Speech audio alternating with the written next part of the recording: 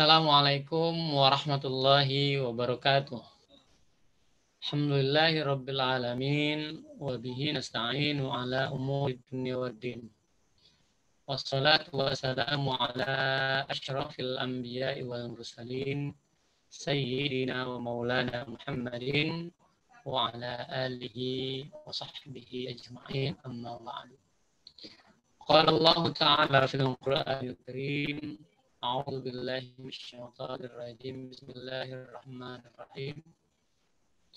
Khudh min amwalihim shadaqatan tutahhiruhum wa tuzakkihim biha wa shalli 'alaihim inna salataka sakanul lahum. Al-ayah. Alhamdulillah wa syukurillah. Kita panjatkan puji syukur kepada Allah Subhanahu wa taala pada hari yang penuh berkah ini. Pada hari Senin kita bisa diberikan berbagai karunia anugerah dari Allah Subhanahu wa taala sehingga kita bisa menjalankan aktivitas kita untuk menjalankan ibadah sosial kita, untuk menjalankan rutinitas keseharian kita, dan yang tujuan akhirnya adalah mengharap ridho Allah Subhanahu wa taala. Salawat serta salam kita haturkan kehabibaan baginda Nabi besar Muhammad sallallahu alaihi wasallam. Mudah-mudahan kita nanti mendapatkan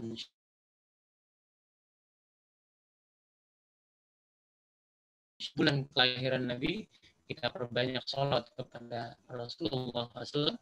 Mudah-mudahan Rasulullah akan memberikan syafaatnya kepada kita semuanya. Amin ya rabbal alamin. Para jamaah peserta ikhlas di ummah, pada pagi ini kita akan membahas pelajaran tentang belajar ilmu fikih diswaf kontemporer, di mana pada saat ini kita akan mempelajari beberapa hal yang mungkin bisa bermanfaat untuk para jamaah semuanya, para peserta kelas dimanapun Anda berada. Kalau kita lihat diswaf antara zakat, infak, sedekah, dan wakaf, itu sangat-sangat kompleks sebetulnya pelaksanaannya. Tapi pada saat ini, pada Ayu kelas ini, kita akan coba pelajari dengan mungkin lebih simpel, lebih mengena, dan mudah-mudahan teman-teman bisa, semuanya jamaah bisa mengikuti dengan baik, sehingga pelajaran yang bisa kita ambil itu banyak hal dari yang akan kita pelajari. Kalau menurut perspektif wahyu, maka objek zakat mencakup semua jenis harta produktif. Alman, almal, al-nama. Jadi seluruh harta kita yang produktif, yang bisa berkembang, maka itu menjadi objek zakat. Allah berfirman dalam Al-Quran, dalam surat Al-Baqarah, itu Bismillahirrahmanirrahim. Ya ayyuhalladzina amanu anfiqu min thayyibati ma kasabtum wa mimma akhrajna lakum minal ardh. Yang kira-kira artinya, hai orang yang beriman, nafkahkanlah segala sesuatu yang baik-baik dari usaha kamu. Jadi seluruh usaha kita, kegiatan bisnis kita, maka yang baik-baik itu harus kita nafkahkan. Nafkahkan di sini, kalau kita lebih perinci lagi, ya ada zakatnya. Yang kedua, dan segala sesuatu yang keluar dari muka bumi, yang kamu keluarkan dari muka bumi. Nah, Jadi yang pertama adalah usaha kita, yang kedua apa yang kita lakukan, segala hasil tanaman kah, tambang kah, dan lain sebagainya, barang-barang yang keluar dari muka bumi, termasuk emas dan perak, maka itu ada zakatnya. Itu dalam surat Al-Baqarah ayat 267. Yang kedua, zakat itu melekat dengan kebergayaan dan peningkatan kualitas hidup muzaki. Jadi kalau kita lihat bahwa zakat itu bisa memberdayakan dan meningkatkan kualitas hidup muzaki ini, bukan hanya di muzaki tapi juga di orang lain yang menerima. Maka dalam Al-Quran diterangkan, khudz min amwalihim shadaqatan tutahhiruhum wa tuzakkihim biha wa shalli 'alaihim inna salataka sakanun lahum wallahu samii'un 'aliim. Surat At-Taubah 103. Yang artinya kira-kira ambillah, khudz, ambillah, ini fil amal. Min amwalihim, dari harta mereka, shadaqatan, zakatnya, tutahhiruhum, yang dengan zakat itu bisa membersihkan mereka, wa tuzakkihim biha, dan mensucikan mereka, wa shalli 'alaihim, dan doakanlah mereka, inna sholataka sakanun lahum, sungguhnya doa kamu itu bisa memunculkan ketenangan buat mereka. Allah sami'un 'alim. Dan Allah Maha mengetahui, mendengar lagi Maha mengetahui. Nah, ini zakat ini, dengan zakat bisa menenangkan hati orang, kemudian menghilangkan stres dan lain sebagainya. Karena apa? Dengan seperti itu kemudian akan meningkatkan kualitas hidup seseorang yang bayar zakat. Nah, selanjutnya secara harfiah, zakat itu berkonotasi pemberdayaan. Kenapa? Zakat itu an-nama. An-nama itu artinya berkembang, bertumbuh.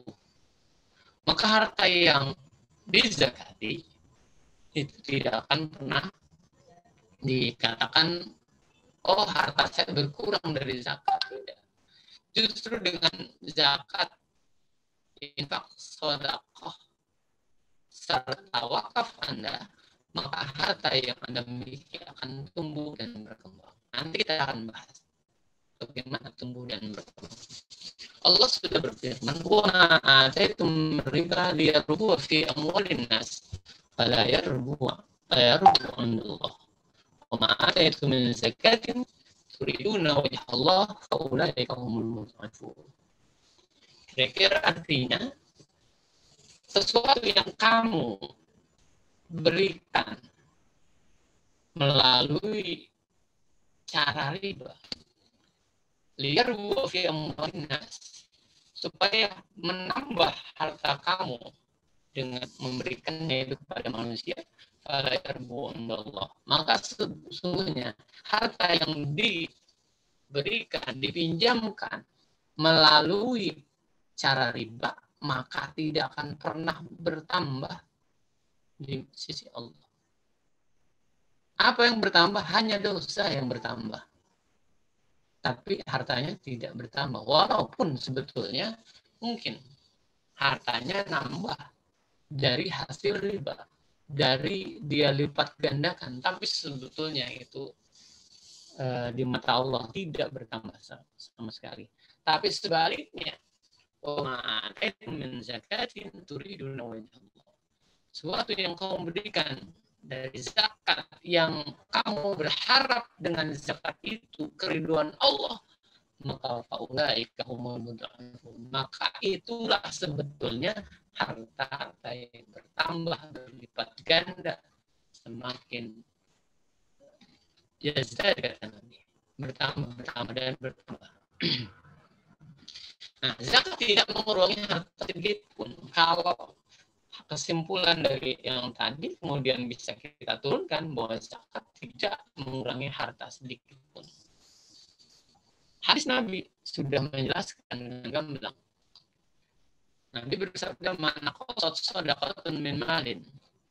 Tidak pernah harta itu berkurang karena sedekah. Wa ma zadallahu 'abdan bi'afwin illa izzan. Dan tidaklah bertambah para hamba dengan pemaafnya kecuali kemuliaan. Wa ma tawaddu ahadun lillahi illa rafa'allah. Dan tidaklah orang yang tawadu karena Allah kecuali Allah angkat derajatnya. Nah, ini yang perlu kita garis bawahi itu adalah yang pertama, mana qasat shadaqatun min malin. Nabi sudah menjelaskan, tidak akan bertambah, tidak akan berkurang harta disebabkan dari sedekah yang kita berikan kepada orang lain. Nah, zakat dan wakaf itu antara ta'abbudi dan ta'akuli. Nah, yang pertama, ibadah mahdhah yang telah ditetapkan hartanya, zakat itu. Apa yang telah ditetapkan oleh syariat? Yang pertama, jenis hartanya. Nah, kita akan bahas nanti harta yang dizakati apa saja. Yang kedua, batas minimal atau kepemilikannya. Jadi itu harus milkun tam atau milik sempurna. Jadi kalau misalkan ini harta ada 10 juta, kita pinjam maka tidak ada zakat. Karena itu bukan milkun tam, milik sempurna dari seorang. Yang kedua, ukuran pengeluarannya itu juga, kadarnya itu juga ada. Yang ketiga, itu waktunya, haulnya. Yang kelima, kelompok yang berhak menerima dari zakat itu. Jadi zakat itu memang sudah ditetapkan 8 asnaf oleh syariat Islam. Kan itu ada dalam surat At-Taubah. Kemudian ibadah sosial yang mengandung tujuan-tujuan yang sangat agung dan mulia. Zakat itu punya tujuan-tujuan. Yang pertama, menanamkan sifat syukur dan berkorban. Yang kedua, kepedulian sosial, dan yang ketiga, pemberdayaan dan pemerataan ekonomi.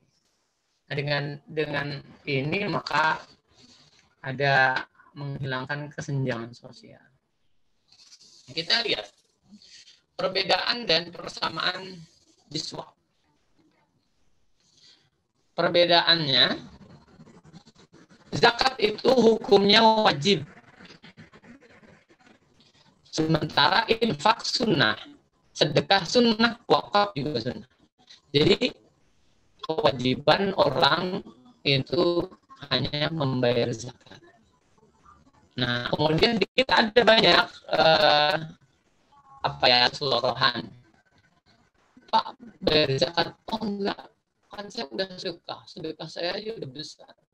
Sedekah saya sudah ini, saya sudah infak sekian, saya sudah wakaf sekian. Tapi belum berzakat. Nah, saya ibaratkan seperti orang yang sholat tahajud jam 3 dia bangun, kemudian sholat tahajud sampai 12 rakaat dan sholat lain, tapi kemudian akhirnya dia ketiduran dan bangun jam 8, sholat subuhnya terlewat. Nah, itu yang ini. Jadi kita harus paham bahwa yang menjadi kewajiban itu aula atau lebih utama daripada kesenangan. Maka laksanakan dulu kewajiban kita sebagai muslim, yaitu berzakat. Setelah zakat dengan kadar-kadar tertentu itu dikeluarkan, maka silakan infak, sedekah, dan wakaf. Nah, ini dari sisi hukum. Kemudian dari waktunya, zakat setiap memenuhi syarat wajib zakat. Ada haul atau panen dan juga ada nisab. Nah, jadi kalau seorang yang sudah memenuhi persyaratan haul, nisab, maka baru dia bayar zakat. Kalau tidak, maka belum wajib bayar zakat. Sementara infak, sedekah dan wakaf itu tidak ditentukan. Jadi tidak ditentukan waktunya. Kapanpun, dimanapun, silakan. Itu. Ada juga tidak ditentukan pula nisabnya. Dapat uang, alhamdulillah dapat rezeki dari Allah, karunia dari Allah 100.000, 200.000, saya pengen sedekah, maka kita salurkan. Mau kasih berapa? Apakah semuanya? Apakah 50%-nya? Apakah hanya 5.000, 1.000? Tidak jadi masalah. Nah, jadi kalau infak sedekah, kalau wakaf nanti juga tidak ditentukan waktunya. Monggo silakan saja.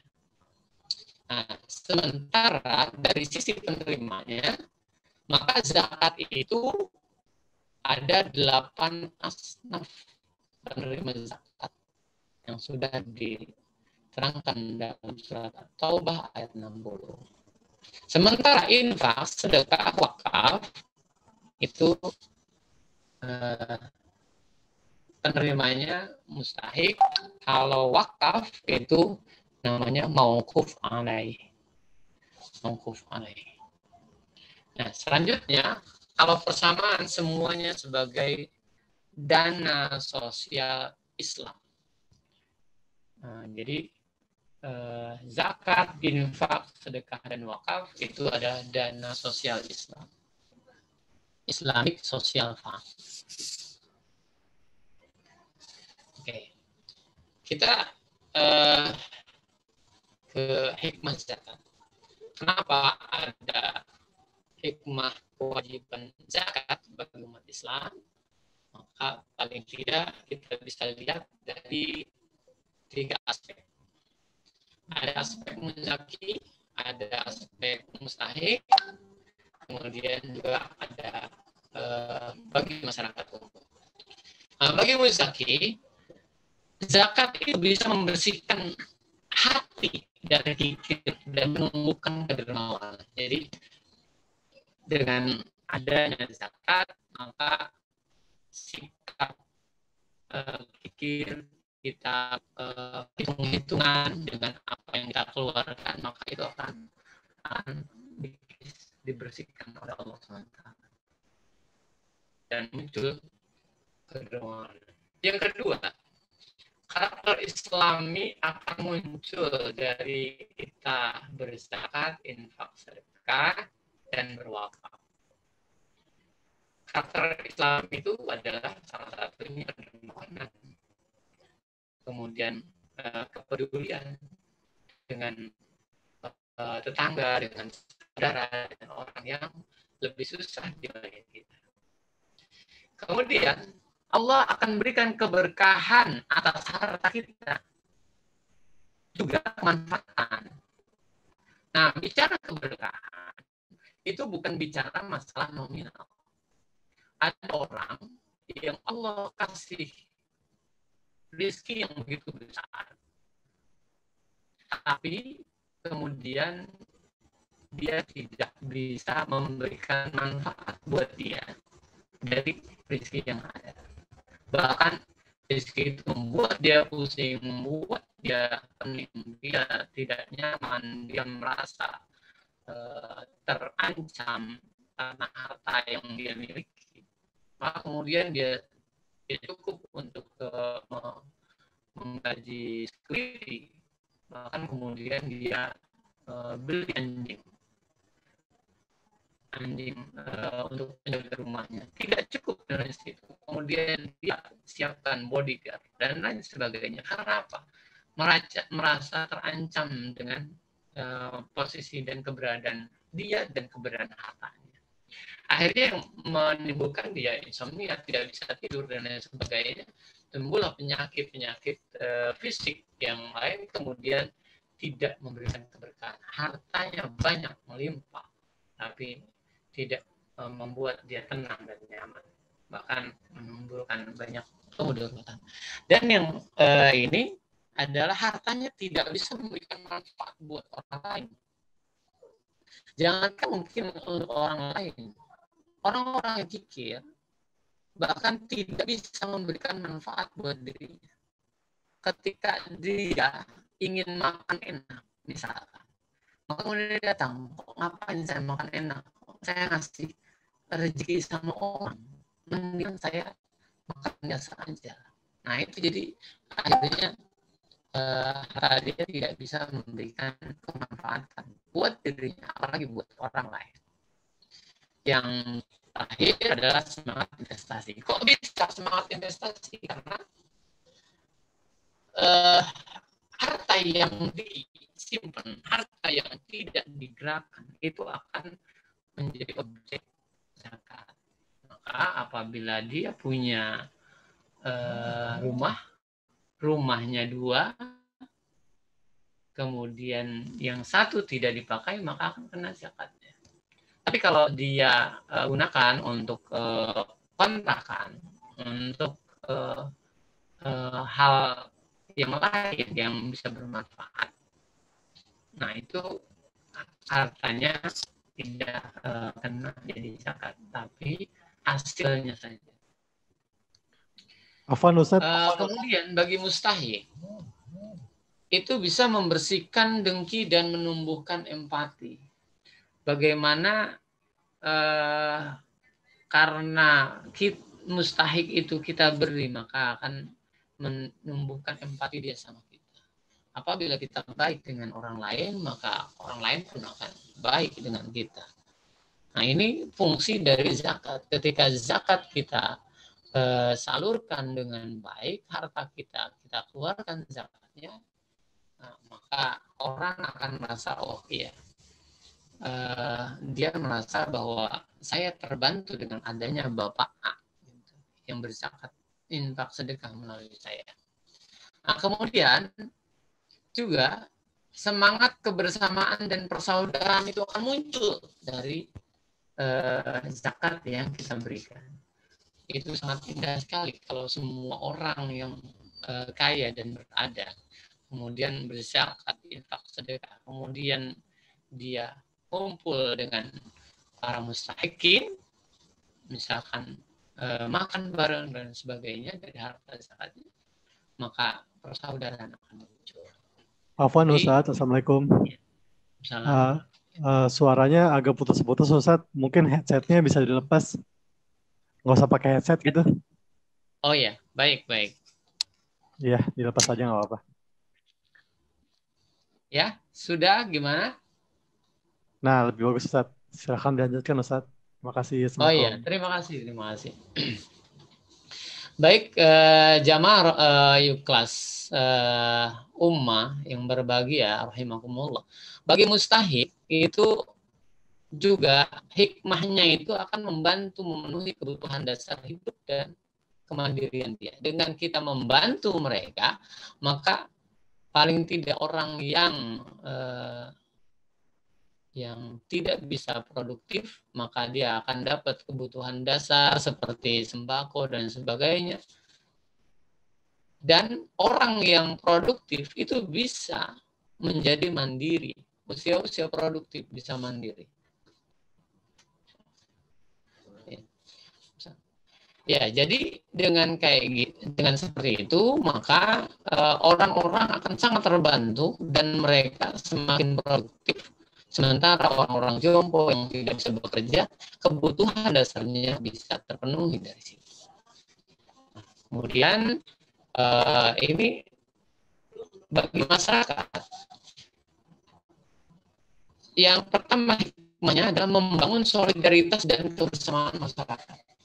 Dengan adanya si kaya dan si miskin itu kemudian saling berbagi dengan zakat, infak, dan sedekah, maka solidaritas satu komunitas itu, misalkan RT RW, itu akan semakin kuat. Nah, yang kedua, dengan adanya harta si kaya diberikan kepada si miskin, orang yang susah, maka bisa menanggulangi kriminalitas. Kenapa? Rasulullah bersabda, kadal fakru ayatuna kufra. Hampir saja kefakiran itu menuju ke kufuran. Kekufuran itu bukan kufur keimanan saja, tapi artinya orang terdorong untuk bermaksiat, apakah dia mencuri, apakah dia merampok, ataukah dia melakukan kriminal lain, itu karena ketidakberdayaan. Dan yang kedua yang terpenting itu adalah kesenjangan sosial di antara si kaya dan si miskin, maka akan semakin tipis. Nah, dengan seperti itu, apalagi si miskin bisa berdaya, maka insya Allah kesenjangan sosial, kesenjangan ekonomi itu kemudian bisa menjadi semakin rapat dan masyarakat bisa kebersamaan masyarakat bisa terjalin. Rasulullah SAW bersabda, "Hasinu amwalakum bizakat." Hasinu amwalakum bizakat.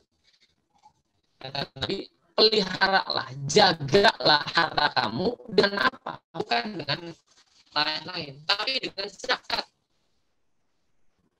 Kenapa? Apabila seorang kaya bisa mengeluarkan zakatnya, infak, sedekahnya, bahkan wakafnya, maka secara otomatis tadi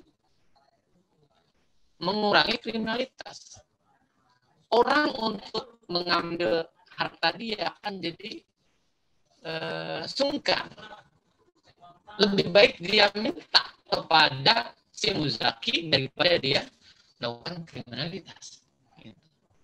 Maka itu yang disampaikan, hasinu amwalakum bizakat.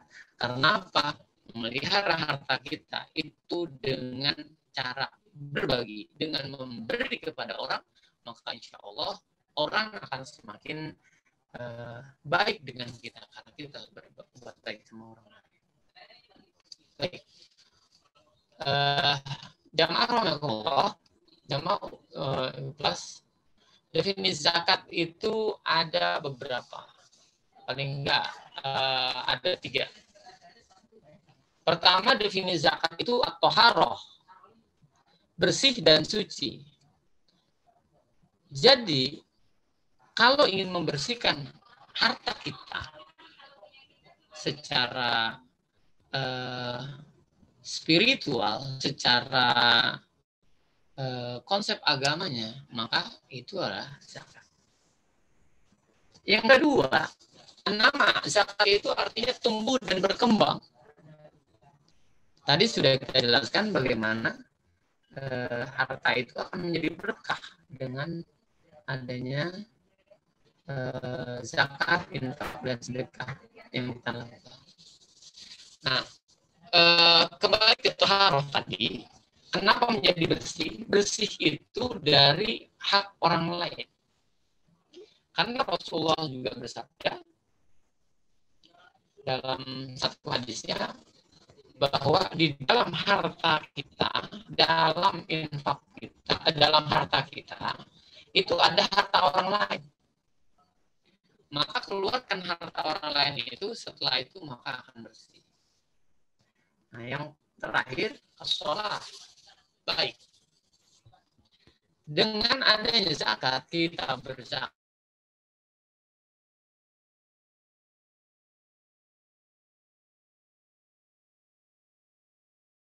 Jadi orang yang baik dan lebih baik daripada orang yang lain. Ada orang yang kemudian ibadahnya bagus. Ibadah yang lainnya bagus, keimanannya bagus, tapi amal solehnya tidak baik, maka itu juga akan tidak baik.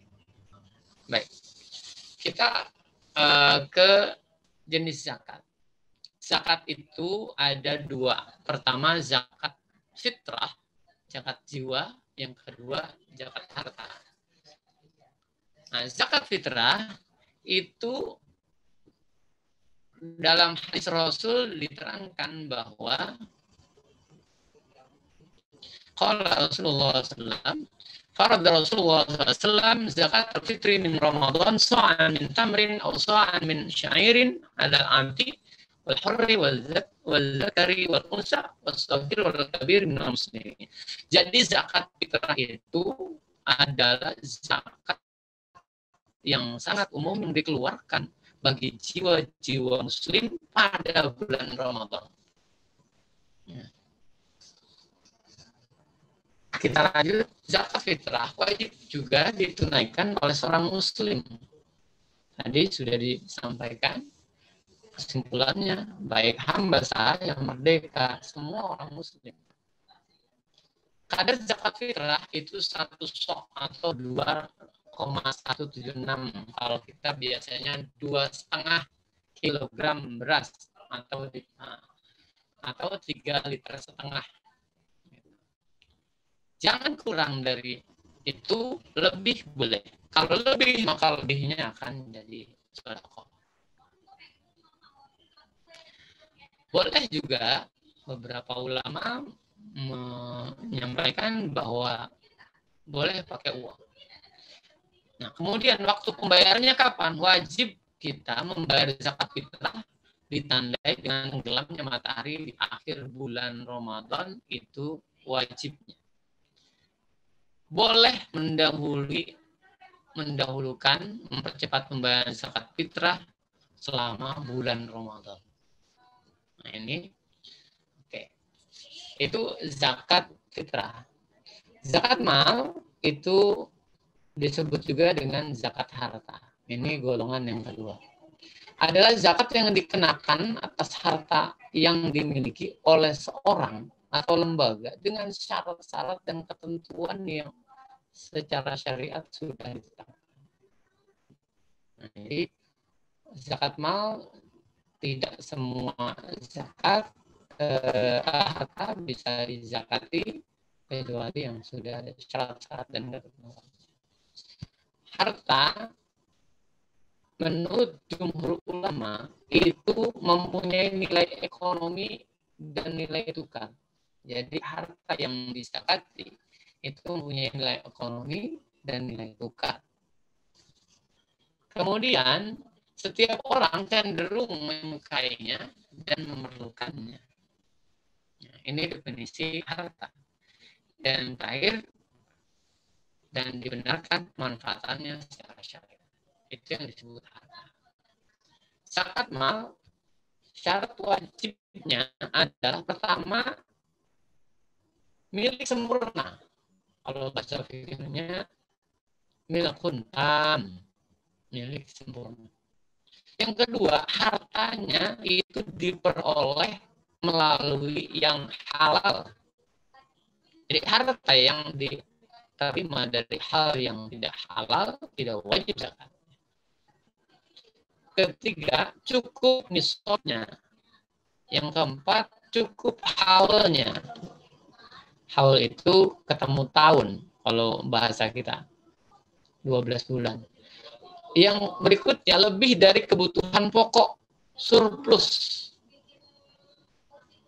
Jadi kebutuhan pokok ya. Jadi kebutuhan sandang, pangan, papan, dan itu. Nah, sekarang ada tambahan pendidikan, kesehatan. Gitu. Yang kemudian harta itu nama berkembang. Nah, ini kalau kita simpulkan ada beberapa zakat mal, ada perhiasan emas dan perak, kemudian pertanian, ada perniagaan, peternakan, rikas, ada zakat penghasilan, atau zakat profesi, ada zakat tabungan, ada deposito hasil sewa, mustaghalat itu, kemudian zakat perusahaan dan perindustrian, ada zakat hadiah. Ini ada beberapa zakat emas dan perak ketentuannya. Pertama, mencapai nisab zakat. Emas itu 85 gram emas. Jadi kalau Anda mempunyai lebih dari 85 gram emas atau mempunyai perak 595 gram, maka wajib zakat dari emas dan perak. Yang kedua, ada haul, disimpan selama 1 tahun. Jadi kalau harta emas dan perak yang dipakai, maka tidak kena hukum zakat. Jadi yang jadi cincin, gelang itu tidak yang dipakai secara rutin dan normal. Kemudian emas yang dipakai secara wajar dan tidak berlebihan tidak wajib dizakati. Jadi gitu yang dipakai. Berapa kadarnya? Maka emas dan perak yang disimpan tuh kadarnya kadar zakatnya 2,5%.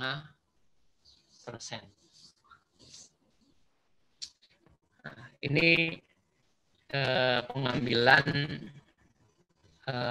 hitungan zaman harga emas nanti tahun 2019.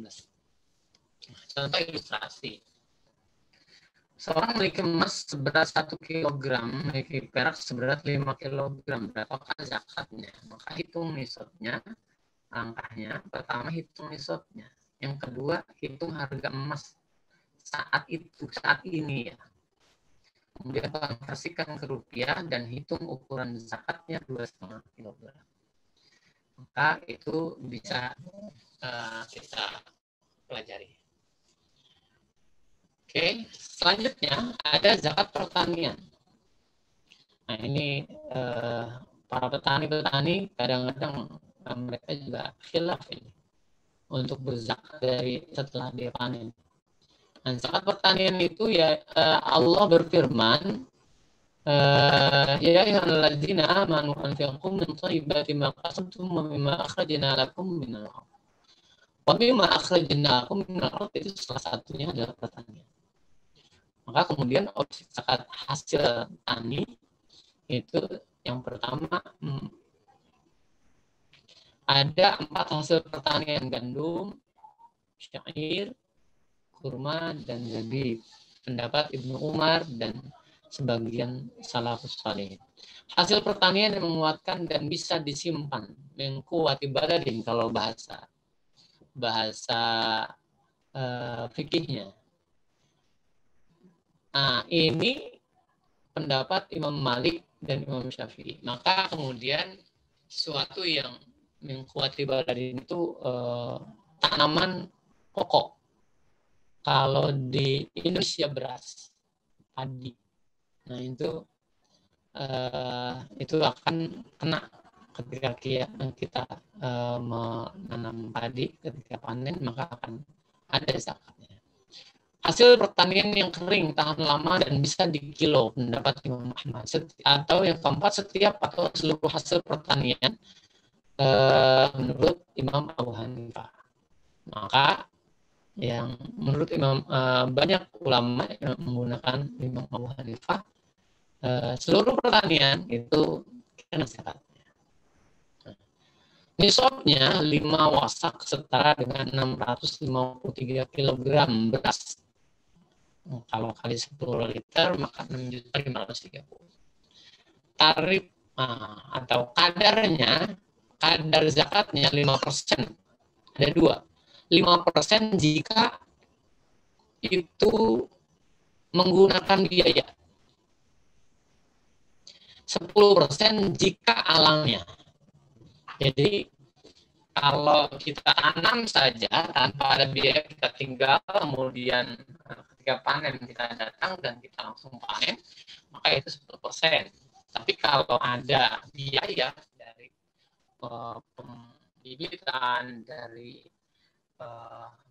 pengolahan lahan, kemudian dari pupuk, dari obat-obatan, dan hasil panennya juga ada biaya, maka itu 5%. Nah, waktunya zakat itu, zakat pertanian ketika kita panen. Maka setelah panen, maka kemudian kita ambil zakatnya. Gitu. Ini ada contoh ilustrasi. Seorang petani panen raya dari lahan 1 hektar sawah. Hasil yang didapat adalah 6 ton gabah kering giling. Setelah dijadikan beras, mendapatkan 4,8 ton. Pengeluaran untuk bibit, pupuk, penyemprotan hama, upah, dan lain sebagainya 3 juta, penggilingan 500.000. Berapa zakat yang dibayarkan? Maka langkahnya adalah pertama hitung nisabnya sampai tidak ke nisab nilainya yang ini, yaitu 653 kg. Kalau dari situ lebih, maka udah. Hitung hasil panennya yang dirupiahkan hasilnya. Hitung pengeluaran induk pertaniannya sebagai pengulang. Nah, tentukan ukuran zakatnya dengan cara menghitung 408.000 kg kali 10.000, maka 48 juta diambil 3 juta, diambil 4 sama dengan 45 juta, maka zakatnya dari 45 juta itu 5%. Jadi seperti itu. Kemudian zakat perdagangan. Tadi mungkin ada pertanyaan, boleh nggak zakatnya pakai beras yang dihasilkan? Boleh. Boleh. Jadi silakan. Berapa kilonya? 5% dari sekian yang dihasilkan itu. Langsung diberikan, tidak apa. Kemudian zakat perdagangan harta perniagaan. Nah, ini ayatnya sama Al-Baqarah 276 gitu. Ya ayyuhalladzina amanu anfiqu min thayyibati ma kasabtum wa mimma akhrajna lakum min al-ardh. Yang digarisbawahi adalah anfiqu min thayyibati ma kasabtum. Jadi zakatilah harta, usaha-usaha yang baik dari kamu. Jadi usaha-usaha kita, apapun jeripaya kita, profesi kita, maka itu ada zakatnya. Nah, kemudian syarat zakat harta niaga itu pertama mencapai nisab. Nisabnya apa? Nisab 85 gram emas. Nilainya berapa? Kalau misalnya 1 juta kita luruskan 85 juta. Dalam 1 tahun. Cukup haul 1 tahun. Kadar zakatnya 2,5%. Sifat perniagaan, produksi, dan trading, kemudian dikurangi utang dan kebutuhan mendesak termasuk gaji karyawan dan lain sebagainya. Nah, ini jadi bagaimana kalau misalnya zakat perdagangan kita setelah tutup buku, apakah harus Ramadan atau tidak? Jadi silakan tutup bukunya kapan, wajib dibayarkan pada saat tutup buku. Biasanya mungkin tutup buku secara akuntansi biasanya di Desember ya. Nah itu ketika di Desember perusahaan berapa ini, maka silakan dihitung. Ini contoh ilustrasi saja sederhana. Sebagai contoh, stok barang dan uang hasil penjualan yang ada setelah dihitung dan dinilaikan rupiahnya 140 juta. Maka langkahnya itu hitung nisabnya, kemudian tentukan waktu haulnya di akhir tahun tutup buku setelah atau bagaimana, wajib dikeluarkan zakat dari hasil perniagaan pada catatan pembukuan haul itu. Maka tentukan ukuran zakatnya 2,5% dari itu. Maka bisa kita hitung dari harta yang kita peroleh dari perniagaan ataupun yang lain. Kemudian zakat profesi. Nah, ini yang menarik sekali karena zakat profesi ini ada saat ini yang disebut profesi adalah pekerjaan di bidang jasa atau pelayanan selain bertani, berdagang, tambang, beternak, dan dengan imbalan. Jadi selain yang disebutkan dalam zakat-zakat yang lain, karena misalkan bertani itu sudah ada zakat pertanian, berdagang sudah ada zakat perdagangan, tambang sudah ada tambang, ternak sudah ada. Nah, seluruh aktivitas kita berupa upah atau gaji dalam bentuk mata uang, baik bersifat tetap atau tidak, baik pekerjaan yang dilakukan langsung ataupun sebagian lembaga, baik pekerjaan yang mengadakan pekerjaan kotak ataupun lembaga. Jadi seluruh aktivitas kita, usaha kita, apa kita sebagai dokter, sebagai pengacara, sebagai hakim, PNS dan sebagainya, itu semuanya kemudian ada zakatnya. Nah, substansi yang ingin kita ambil, segala jenis pekerjaan selain bertani dan lain sebagainya, pekerjaan yang lebih banyak bergerak di bidang jasa atau pelayanan. Pekerjaan itu pada umumnya dilaksanakan berdasarkan basis ilmu dan teori tertentu. Maka imbalan atau penghasilan berupa upah atau gaji dalam bentuk mata uang, baik bersifat tetap maupun tidak tetap, itu substansinya akan kena zakatnya. Kalau bertani saja yang hasilnya sedikit, itu ada zakatnya. Ada untung ruginya, apalagi PNS yang punya gaji tetap. Gitu. Nah, ini ada aspek keadilan di sini. Kok bertani diambil zakatnya bahkan 5-10%. Kenapa kok yang dokter, profesi guru, PNS yang udah stabil seperti itu nggak ada zakatnya? Makanya itu kita ulama banyak menyampaikan bahwa ada zakat profesi yang setiap usaha yang baik dari kita itu harus ada zakatnya. Maka tentuan hukum zakat profesi itu dalam istilah fikih pendapat atau penghasilan, pendapatan atau penghasilan disebut sebagai mas mustafad, harta yang diambil dan berguna.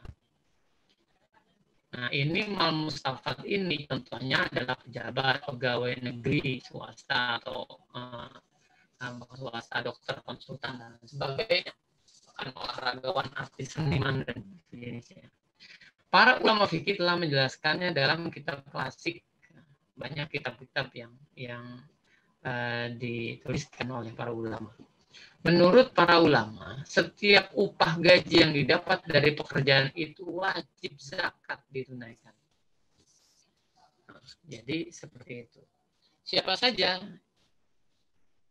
Ibnu Abbas, Ibnu Mas'ud, Muawiyah, As-Sadiq, Al-Baqir, An-Nasir, Daud, Umar bin Abdul Aziz, Al-Hasan, Az-Zuhri, dan Al-Auza'i, Imam Al-Auza'i. Nah, itu mereka mengatakan seperti itu, bahwa setiap gaji upah yang dapat dari pekerjaan yang baik itu wajib zakat.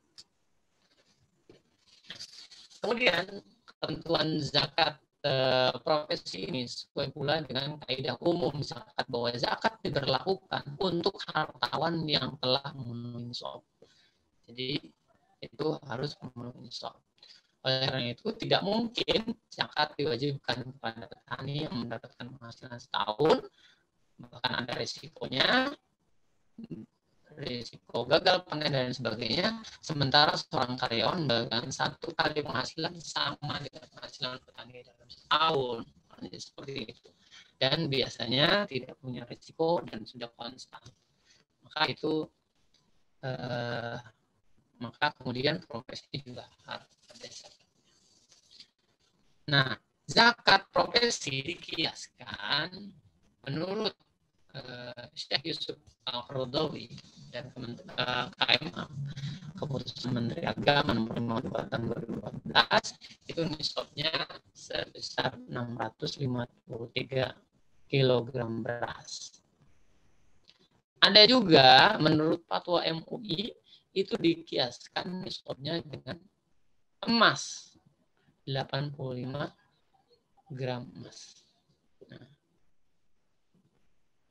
ini kita akan, kalau sekarang banyak yang menggunakan nisab emas. Para ulama itu memberikan istilah ada bagi harta pendapatan rutin gaji dengan ayat, ada untuk profesi dengan istilah malun mustafad. Jadi ada dua macam. Ada yang pendapatan rutin gaji seperti PNS dan sebagainya, ada yang tidak rutin, bisa fluktuatif. Itu seperti dokter atau profesi-profesi lain yang pendapatannya tidak rutin.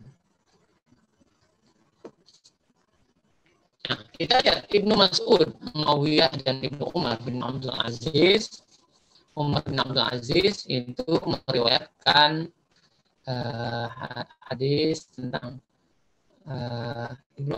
tentang seorang laki-laki yang memperoleh penghasilan, ia mengeluarkan zakatnya pada hari ia memperolehnya. Jadi ulama-ulama ini menyampaikan bahwa ketika dia dapat, dia langsung bayarin zakatnya. Tanda syar'inya itu dalil yang bermakna kewajiban zakat secara umum, seperti Allah berfirman dalam surat At-Taubah 103. Tapi ada dalil khususnya juga, yaitu Al-Quran Al-Baqarah ayat 267 yang digaris merah itu maka sabtum sebagian dari hasil usahamu. Jadi yang baik terutama. Karena di situ diterangkan min thayyibati ma kasabtum. Jadi segala usaha kita yang baik-baik itu ada zakatnya. Ini contoh sederhana. Bapak Ahmad seorang karyawan perusahaan swasta setiap bulan yang mendapat gaji perusahaan take home pay-nya 6.530. Kebutuhan dasarnya sudah terpenuhi. Apakah Bapak Ahmad wajib bayar zakatnya? Maka ada terpenuhi dan ada sisa ya dari hartanya, maka kemudian langsung saja dipotong dari take home pay-nya 6.530 dikali 2,5%, maka 163.250. Ini hitungan sederhananya. Kemudian ada zakat tabungan deposito. Kita punya tabungan, kita punya deposito, maka nisabnya 85 gram emas, cukup 1 haul, kemudian disimpannya ya selama satu tahun, kemudian dari sumber yang halal, bukan syubhat atau haram apalagi. Nah, caranya uang simpanan dilihat dari akhir saldo deposito dengan cara nilai pokok plus bagi hasilnya nanti akan ini. Ada lagi kemudian zakat hasil sewa, harta al-mustagholat. Nah, itu adalah zakat yang dikeluarkan dengan menyediakan barang aset atau aset untuk dijual manfaatnya, bukan dijual fisiknya. Jadi kita ambil manfaatnya dari situ, maka zakat mustagholat ini dikeluarkan dari hasilnya, bukan dari modalnya. Jadi hasil sewaan itu yang bukan nilai asetnya. Cara hitungnya dianalogkan pada zakat hasil tani, nisabnya 650 kg beras, tarifnya 5%. Tarif ya, atau kadarnya, kadar zakatnya 5%. Dikeluarkan ketika menerima. Jadi kalau dikumpulkan hasil sewaan kita bisa 10 juta, ketika kita terima, kita keluarkan zakatnya 5%. Ada lagi zakat perusahaan. Di zakat perusahaan dikenakan zakatnya karena termasuk dalam kategori mal perusahaan itu atau harta. Dalam muamalah Islam, perusahaan digolongkan ke dalam syirkah kongsi. Dan ketika mengeluarkan zakat perusahaan digolongkan kepada syaksiyah tibariyah, badan hukum yang dianggap orang. Nah, kita langsung saja, nisabnya itu 85 gram emas. Kalau harta perusahaan itu keuntungannya 85 gram setara dengan itu, maka kena zakatnya. Kadar zakatnya itu 2,5%, waktunya haul. Ketika mengeluarkannya itu per 1 tahun. Misalkan pas akhir pembukuannya. Ada lagi zakat hadiah. Apabila kita mendapatkan hadiah, nah ini kita akan kena zakatnya apabila zakat hadiah tidak memiliki nisab seperti rikas. Jadi tidak ada nisabnya. Nggak ada ukurannya. Berapapun dapat hadiah, ada zakatnya. Kemudian ditunaikan ketika menghasilkan dan tidak menunggu haul. Jadi pas dapat, pas kita keluarkan. Berapapun nilainya. Kemudian kadar atau tarif zakat hadiah disesuaikan dengan cara mendapatkannya. Nah ini menarik. Zakat hadiah itu kalau ada usaha dan ada jeripaya, bahkan ada pengeluaran biaya, nah, itu hadiah jadi 25% zakatnya. Apabila dalam mendapatkan hadiah tersebut minim usahanya, bisa 5-10%. Kalau tidak ada usaha atau jeripaya sama sekali, maka 20%. Jadi ini masalah hadiah. Jadi ada beberapa hal hadiah itu kategorinya. Nah, untuk memudahkan, ini ada tabel nisab dan kadar zakat. Ini kita bisa pelajari dari paling tidak ada 10 poin yang bisa diambil dari zakat, jenis-jenis zakatnya. Ini nanti bisa dipelajari lagi. Nah, ini ada lagi simulasi permasalahan. Biasanya orang ada yang meninggal dunia dan meninggalkan harta yang besar. Bagaimana langkahnya? Di dalamnya ada zakatnya di situ. Ini kalau ada orang meninggal, maka kewajiban-kewajiban yang harus dilakukan oleh orang atau ahli waris itu yang pertama, keluarkan kewajiban harta dan diri jenazah. Ada hutang piutang, ada denda, ada gadai, ada nazar, badal haji dan sebagainya, misalkan. Jadi keluarkan dulu itu. Yang kedua, keluarkan dana pengurusan jenazahnya. Nah, jadi pengurusan jenazah harus segera dikeluarkan. Jadi diurus dengan biaya hasil tirkah ya, peninggalan dari si mayit. Kemudian keluarkan zakat pada hartanya jika ada. Jadi kalau dia belum berzakat, zakati dulu dari harta peninggalan itu. Ini penting karena untuk membersihkan, tadi zakat itu untuk membersihkan harta dari orang yang meninggal itu. Keluarkan zakatnya. Setelah itu kemudian keluarkan wasiat yang sah. jumlah dan kadarnya. Wasiat tidak boleh lebih dari 1/3. Kemudian keluarkan warisnya sesuai dengan ilmu mawaris, faraid. Nah, setelah itu keluarkan zakat dari ahli warisnya. Jadi ahli waris yang mendapatkan harta peninggalan orang tuanya atau keluarganya, maka juga ketika dapat dia harus bayar zakat lagi. Nah, ini dan yang terakhir ini masalah asnaf zakat.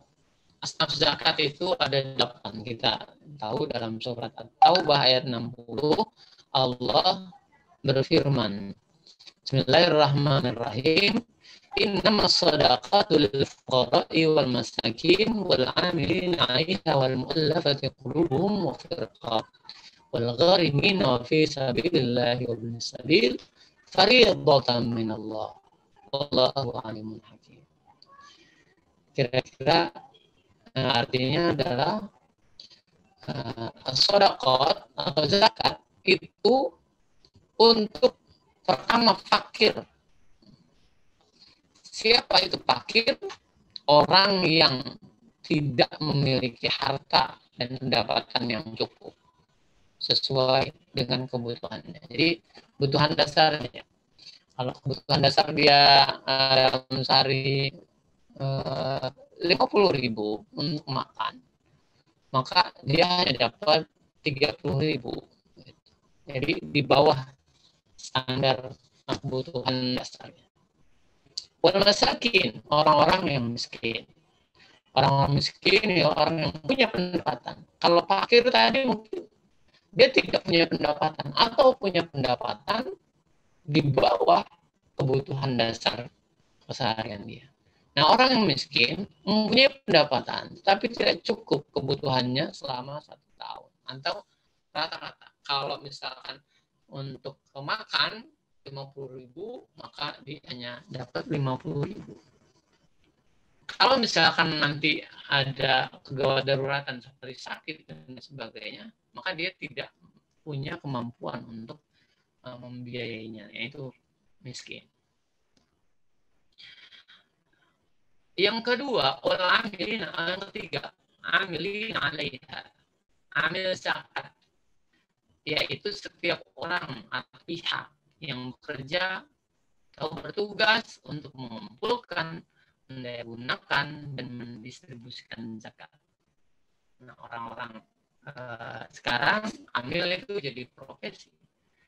Kalau dulu mungkin amil zakat, oh iya yang Ramadan aja, panitia Ramadan. Tapi sekarang dengan adanya undang-undang zakat, maka kemudian amil menjadi profesi yang di situ dia punya hak 12,5% dari harta atau zakat yang terkumpul. Wal mu'allafati qulubuhum, dan orang-orang yang dilembutkan hatinya, orang-orang mu'allaf kalau istilah kita. Nah, mu'allaf ini orang yang baru masuk Islam atau bahkan orang non-muslim yang punya potensi untuk masuk Islam apabila kita rangkul. Waktu riqab itu hamba sahaya, laki-laki atau perempuan, orang-orang yang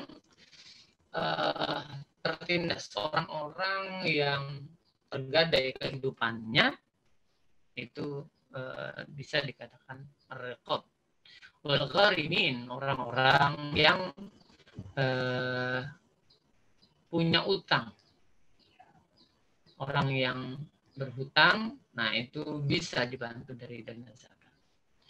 Kemudian wafi sabilillah, dan orang-orang yang berjuang di jalan Allah, aktivis jihad,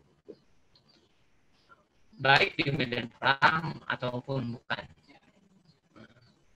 Wafisilah wabun sabil, yang terakhir adalah ibnu sabil. Nah, ibnu sabil ini adalah kinayah dari musafir, orang musafir yang bepergian dari satu tempat ke tempat yang lain. Nah, ketika dia orang Surabaya datang ke Jakarta, nah itu Ibnu Sabil, musafir. Ketika dia butuh, maka dia bisa mendapat hak. Di Al-Azhar banyak sekali ini. Ibnu Sabil ini datang ke Al-Azhar, Pak, saya kehilangan A, B, C, dan sebagainya. Itu kemudian mereka dapat hak untuk kita bantu sampai pulang ke kampung halamannya. Kalau Surabaya, Surabaya. Kalau Bandung, Bandung, dan lain sebagainya. Nah, ini gambaran tentang fikih zakat yang kita pelajari golongan-golongan zakat dan asnafnya atau ya asnaf, golongan zakat, jenis zakat dan sebagainya. Mudah-mudahan bermanfaat. Ini sebagai tambahan saja dari saya. Terima kasih. Oh, satu hal yang harus dipahami oleh teman-teman semuanya. Teman-teman semuanya, zakat itu bukan hanya sebagai alat untuk membantu saudara kita, bukan juga. Bahkan zakat itu juga sebagai instrumen fiskal negara. Teman-teman semuanya bisa lihat, jamaah sekalian, potensi zakat di Indonesia itu 217 triliun. Nah, 217 triliun, kalau misalkan itu kemudian potensi itu bisa kita kelola dengan baik, dengan manajemen baik, maka itu akan luar biasa menjadi sumber fiskal negara untuk memberdayakan penduduk Indonesia. Nah, oleh sebab itu, saya mengajak saudara-saudara semuanya jamaah untuk selalu memberikan zakatnya, bukan hanya sekedar kewajiban zakat itu, tapi punya aspek-aspek sosial yang kuat dan juga mempunyai aspek instrumen ekonomi umat yang akan memberdayakan masyarakat Indonesia dari keterpurukan dan kemiskinan. Bersama kita ataskan kemiskinan melalui zakat, infak, sedekah, serta wakaf. Kira-kira itu dari saya untuk sementara. Assalamualaikum warahmatullahi wabarakatuh.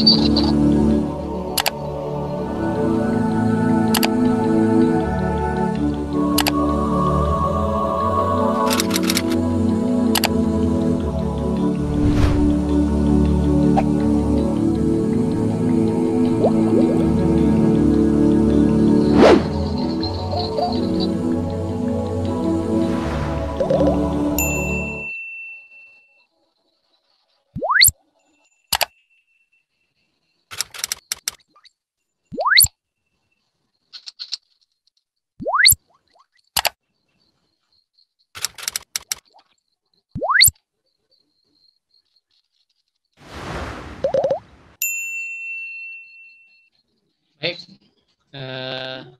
tadi kita sudah menyaksikan iklan. Ada banyak program dari umat. Kita bisa ikuti kegiatan itu. Selanjutnya ada beberapa pertanyaan dari teman-teman ini yang akan coba kita diskusikan di sini. Yang pertama dari Bapak Lia, izin bertanya Ustadz, apakah hadiah bisa dizakati? Nah, yang kedua, karena emas nilai harga jual belinya fluktuatif, kalau zakatnya mengikuti harga saat ini, bagaimana ketika dihitung tidak mencapai nisab, apakah wajib zakat?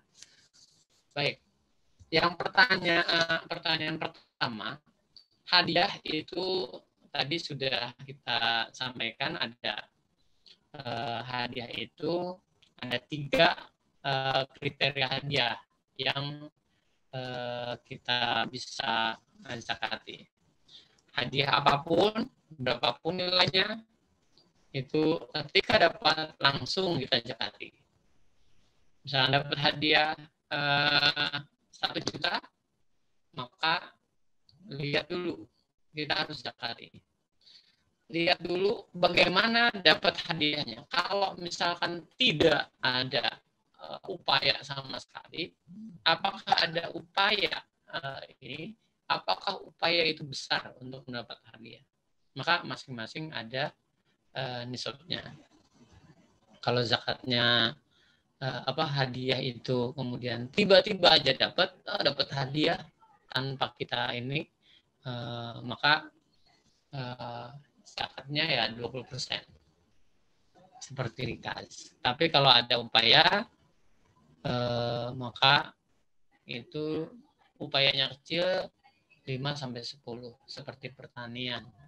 Tapi kalau misalkan ada perjuangan yang luar biasa dari kita, misalkan hadiah itu kita dapat dari perlombaan, ada pendaftarannya, ada waktu yang tergadai, yang terambil, itu maksudnya untuk mendapatkan hadiah itu, kemudian ada effort yang lain, maka 2,5%. Itu. Nah itu untuk poin pertama. Mudah-mudahan bisa terjawab ya, terpahami. Kemudian untuk yang emas itu kita tidak melihat harganya dulu ya. Kita punya emas 85 gram atau enggak gitu. Masuk tak situ. Kita punya emas, oh ternyata 80 ya belum, walaupun nilainya tinggi sekarang. Tapi kalau kita punya barang emas ini 100 gram, maka kita harus zakati. Nilai zakat sesuai dengan harga yang sekarang. Jadi tidak harga yang 2019. Jadi ketika kita saat ini punya emas 100 gram, maka zakatnya 2,5% dari 100 itu. Tinggal dinilaikan berapa harga saat ini. Jadi seperti itu kira-kira. Kemudian ada pertanyaan lagi. Ustadz, jika seorang pegawai menyisihkan sebagian gaji bulanannya untuk ditabung, bagaimana cara bayar zakatnya? Mengingat sebagian dari uang yang ditabung itu belum mencapai haul. Jadi kalau memang kita ingin membayar zakat dari tabungan, kita hitung saja pertama kali kita buka rekening tabungan, misalkan sederhananya pada bulan Juni, maka kita hitung sampai Juli, berarti Mei tahun berikutnya itu berapa? Gitu. Kalau kita punya rekening yang memang khusus untuk ditabungkan kayak gitu, maka nanti setiap bulan kalau pertama kita buka rekening Juni ini khusus tabungan, maka kemudian setelah Mei buka selesai berapa nilainya, apakah udah nisab atau belum, sudah nisab keluarkan zakatnya. Nanti setiap tahun kita akan bayar setiap bulan Mei. Gitu. Jadi seperti itu gambarannya. Kalau misalkan tabungan, yang rekening itu khusus untuk tabungan. Terus bagaimana kalau misalkan rekening itu bercampur antara uang kita pakai, maka uang yang kita pakai itu nggak kita hitung. Itu yang dipakai itu tidak dihitung. Nah, untuk memilah-milah itu mungkin teman-teman jemaah semua lebih tahu, yang punya rekening-rekening banyak biasanya seperti itu. Jadi kalau belum sampai haul, ya jangan, belum ada zakatnya. Misalkan tabungan itu gimana kalau misalkan bulan Maret kemudian kita nabung baru 6 bulan udah kita ambil lagi, ya belum, berarti itu belum ada zakatnya. Kalau kita endapkan 1 tahun baru itu kena zakatnya. Kira-kira gambaran seperti itu. Nah, kemudian ada pertanyaan dari Mas Irfan. Ustaz, bagaimana caranya zakat untuk orang tua yang sudah tiada? Ini kita bicara zakat ya. Kalau bicara zakat, kewajiban, maka setelah orang meninggal tidak ada kewajiban zakat. Jadi orang tua setelah meninggal, kemudian kita mau zakati. Bagaimana zakatnya? Nggak ada zakatnya. Kecuali yang tadi, kasus tadi. Jadi ketika dia meninggal, kemudian ada harta warisannya, ada peninggalannya, harta peninggalannya yang belum dizakati, maka segera zakati. Gitu. Dari harta yang sebelum kita bagi pengurusan jenazah, kemudian kita bagi-bagi waris dan sebagainya, itu zakati dulu. Setelah itu tidak ada zakat lagi sudah orang yang meninggal itu. Jadi seperti itu. Tapi sedekah. Nah, ini ada hadis Nabi. Idza mata ibnu Adam in qata amaluhu illa min salasin sadaqatin jariyah aw ilmin yuntafa'u bihi aw waladin salih. Jadi kalau sedekah, monggo silakan sedekah. Saya niat sedekah untuk orang tua saya yang sudah meninggal. Boleh. Dan pahalanya sampai insya Allah. Itu. Kemudian ada hal-hal ibadah lain yang sebenarnya ibadah haji. Nah, itu bisa. Tapi kalau zakat, nggak ada. Gitu. Jadi zakat untuk orang sudah meninggal tidak ada. Sedekah, infak, sedekah itu boleh. Itu. Wakaf boleh untuk orang yang sudah meninggal. Kemudian pertanyaan berikutnya, haul itu apa ya Ustaz?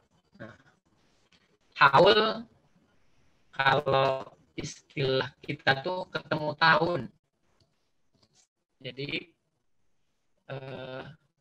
ada beberapa persyaratan benda yang disakati itu harus ada haul. Jadi sudah nyampe ketemu tahunnya. Kita nyimpan emas, maka bulan ini Oktober 2020, maka nanti September 2021 itu namanya ketemu haul. Nah, jadi 1 tahun atau 12 bulan. Emas kita simpan selama 1 tahun, maka ada zakatnya. Tabungan tadi kita simpan 1 tahun, maka ada zakatnya. Jadi seperti itu. Itu kira-kira haul ya. Haul itu 12 bulan lah kira-kira. Kita simpan 12 bulan, maka itu namanya haul.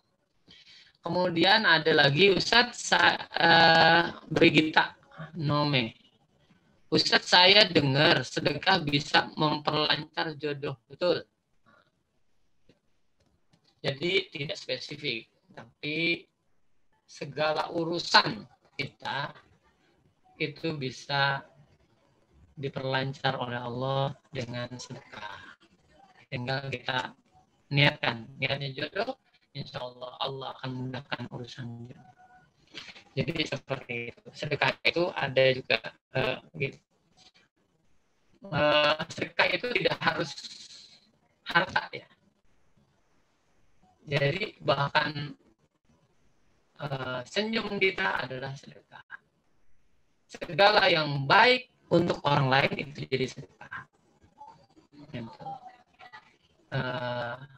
Bahkan dalam hadis lain Rasulullah bersabda, kullu sulamah min nasi alaihi sadaqah. Setiap persendian kita ini harus ada sedekahnya. Gitu. Nah, sedekahnya itu adalah dengan menjaga seluruh kebaikan. Jadi kebaikan-kebaikan itu akan menjadi sedekah buat kita. Karena dulu zaman Rasulullah SAW itu ada yang protes sahabat. Rasulullah didatangi oleh para sahabat yang ini Rasulullah mereka bilang zahaba ahlul fudul bil ujur. Zahaba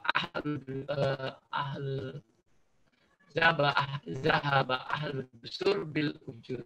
Yusalluna kama nusalli wa nasumuna kama nasum wa yasumuna kama nasumu wa yatasaddaquna bi fudul amwalihim. Ya Rasulullah, kalau orang kaya itu banyak kelebihannya. Dia sholat kayak kita sholat. Dia puasa seperti kita sholat. Tapi ada yang nggak bisa kami lakukan sebagai orang duafa, yang bisa dilakukan oleh mereka. Apa? Wayatasaddaquna bi fuduli amwalihim. Orang kaya bisa sedekah dengan harta, kelebihan harta yang mereka miliki. Kami nggak bisa. Ya Rasul, bagaimana ya Rasul? Nah, maka kata Nabi, setiap senyum kamu adalah sedekah. Kamu ngasih nafkah sama keluarga itu sedekah. Kamu membahagiakan orang lain, bahkan membahagiakan istri kamu, mendatangi istri kamu juga adalah sedekah. Jadi sedekah itu banyak hal dan tidak harus pakai uang. Tapi yang terpenting, ingat, sedekah perbanyak, tapi dahului zakat. Pokoknya adalah zakat. Berapapun sedekah Anda, kalau tidak bayar zakat, maka tetap tidak bermakna. Sebagaimana kita sholat tahajud, tapi kemudian kita tidak sholat subuh. Nah, itu kira-kira gambarannya. Baik, itu dari saya, mudah-mudahan bermanfaat. Ayo kita zakat, mulailah bayar zakat, kesadaran zakat Anda. Ada lagi ya? Ustaz, apakah orang yang mengeluarkan zakat boleh menyerahkan sendiri kepada fakir dan miskin, ataukah dia menyerahkannya kepada pengusaha semisal Baitul Mal, penguasa semisal Baitul Mal atau lembaga zakat? Baik, terima kasih atas pertanyaannya. Ini pertanyaan yang sangat bagus banget. Bagaimana? Apakah kita boleh menyalurkan langsung atau kita ke lembaga zakat? Baik, kalau misalkan kita lihat dari hadisnya, Al-Qur'annya ada wa'ati dzal qurba haqqahu wal miskin. Ada seperti itu. Berikanlah haknya orang-orang terdekat dan orang-orang miskin. Artinya kita disuruh untuk memberikan sedekah zakat kepada orang kerabat kita yang terdekat dan orang miskin. Jadi seperti itu. Maka kemudian boleh kita langsung salurkan ke mereka secara langsung, dan itu kebanyakan umat Islam. Tapi kalau kita ingin berjamaah dan ingin mengembangkan syiarnya syariat zakat, maka alangkah lebih baiknya kalau kita salurkan dulu, serahkan dulu dana kita kepada lembaga zakat atau baitul mal. Setelah itu bisa diserahkan ke fakir miskin. Kenapa kok harus menurut saya lebih utama ke lembaga zakat? Karena pertama ada syiar dalam syariat zakat. Dengan berkembangnya dunia zakat, lembaga zakat, maka itu akan semakin menguatkan positioning umat Islam. Kebayang penghimpunan zakat seluruh di Indonesia, seluruh Indonesia, dari lembaga zakat yang dikelola masyarakat dan Basnas yang ditunjuk oleh pemerintah, yang dikelola pemerintah, itu baru 8, sekian triliun dari 217 potensi. Menurut saya itu bukan potensi, tapi itu sebetulnya yang disalurkan oleh umat Islam. Cuma yang 200 triliun itu tidak melalui lembaga zakat, akhirnya tidak tercatat oleh negara. Maka pencatatan yang ada di Departemen Keuangan dan Kementerian Agama hanya 8 triliun. 8 triliun itu hanya aset satu bank, buku satu. Makanya kemudian kita, kami di lembaga zakat, aktivis zakat, PD-nya kalau ketemu dengan entitas keuangan negara. Ya seperti itu. Karena sekian ratus lembaga zakat itu sama dengan aset satu bank satu. Itu. Nah ini yang kalau ingin syiar, maka ayo kita syiarkan dunia zakat, syariat zakat di Indonesia dengan membayar zakat ke lembaga zakat yang sudah ditunjuk oleh pemerintah. Gitu. Jadi seperti itu kira-kira. Dua-duanya baik, tapi kalau syiarnya ingin kuat, dukung aktivis zakat di Indonesia, maka bayar zakat ke lembaga zakat yang sudah terverifikasi pemerintah, karena itu ada jaminannya. Kita akan ada